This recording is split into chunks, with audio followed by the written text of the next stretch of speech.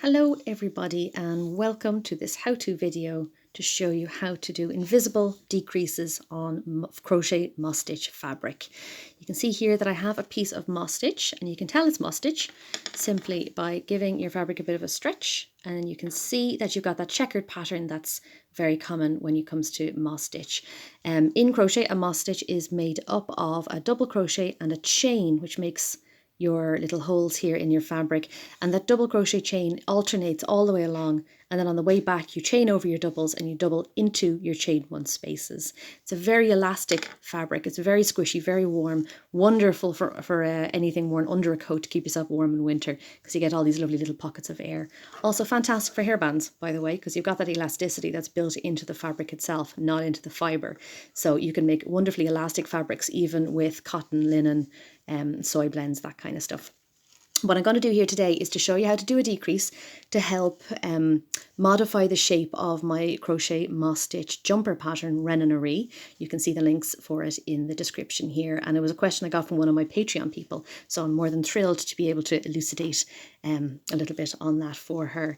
So in this particular situation, you can see that I've done a few increases or decreases, my apologies, already. I've got 3 stitch markers in place indicating where they are, and you can see that my fabric has started quite wide and it's quite narrow at this stage here. So I've definitely been cinching in, and in this case it's by 3 instances of my moss stitch repeat, so my double crochet and my chain. I've gone down 1, 1, 1, so I'm 3 less at this stage. So to do this, it's actually a 3-row decrease that you need to ensure that this stays invisible, and it is indeed invisible. I mean, look at that, you can't see them at all on that. There's no crazy little lumps, there's no puckering, no anything like that. So it's a lovely and smooth decrease that we're going to be doing here. The first thing we need to do is to mark the center of where we wish our decrease to be. Because it's invisible, it's quite difficult to keep track of if you don't have a handy little stitch marker around. So in this case, I'm going to use this double crochet here as the center of my work. You can see the 2 little legs at the front there and the V on top of the stitch there. We're going to ignore the V on top. We're going to focus on the legs on the surface of the right side of our work here. And I'm going to take my stitch marker and I'm just going to isolate those 2 little legs. I'm going to pop through them like so and like so. Now the reason I'm marking the front is because I'm actually going to be crocheting into the top, and I need this stitch marker to last longer than just 1 row of work. So that'll help keep me on track here on this. So what I'm going to do now is introduce my hook. This is yarn, meet hook. There we go. And I'm going to do a chain, and I'm going to do my first row of my crochet moss stitch decrease, starting here. So into my fabric, I am going to start with my double crochet, just like that, and my chain, because that's my repeated pattern. And I'm going to pop into the first chain 1 space here for my second double crochet. There we go. And my chain. I'm going to keep an eye on my stitch marker and see where it is, and it's close enough to where I am now. So what I'm going to do is do my double crochet into the next chain 1 space here,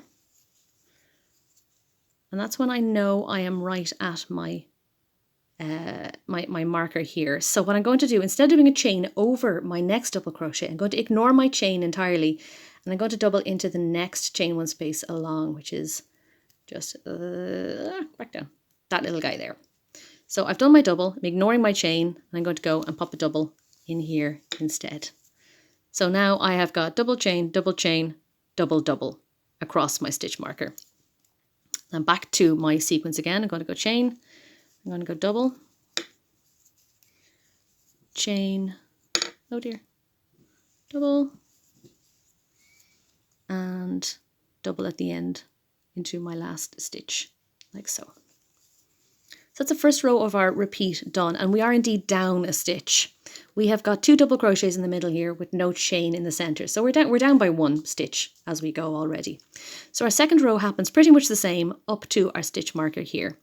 So I'm going to pop in, I'm going to go 1, I'm going to do our chain, double into our chain 1 space, do a chain, and then we are going to go double into our chain 1 space here because we're not quite at the stitch marker yet. I'm going to do a chain, And now I'm up against my 2 double crochets from the previous row, and I'm going to act like they're just 1 double crochet. They're just a lump of fabric. So I'm going to jump my chain over both of them and find the very next chain 1 space on the opposite side there. So I'm going to pop in here with my double crochet and then carry on my merry way with my chains and my doubles to the end. So that's row number 2 complete, like so. Now, row number 3 is fairly simple. It's basically plastering over what we've done before, but what we're doing is we're making sure that when we do get to do another repeat, we can keep all of our repeats in order, nice and smooth. Because at the moment, this marker here has got no equivalent up here. So this next row is going to ensure we have a double crochet there, and everything will be in a lovely straight line up to that from that spot. So I'm going to turn and do my double crochet on my chain, find the next chain 1 space, pop in there to do another double, another chain, and I just continue on as if this is just normal moss stitch in crochet. Nothing to see here, nothing weird, nothing odd. Into our next chain 1 space, chain, into our next chain 1 space with a double, and our chain, or sorry, our double at the end there. Chain 1 and turn, and there we go. We've got ourselves another decrease done, and we have indeed now got the legs of a double crochet directly above our previous one. So we know we're staying in line. We know all of our decreases are all happening in a lovely straight row there on that. So it's 3 row. You eliminate your chain in the first one, you skip your chain over your 2 doubles in the second, and the third one's just plastering out and making sure it's nice and smooth. So I hope you give that a go. If you're interested in crochet moss stitch and you feel like you need something nice and warm for winter, have a look at the link below for Ren Marie. It's a wonderfully cozy pattern to do with some lovely double crochet yarn. Anyway, thank you so much for watching. I hope that helps.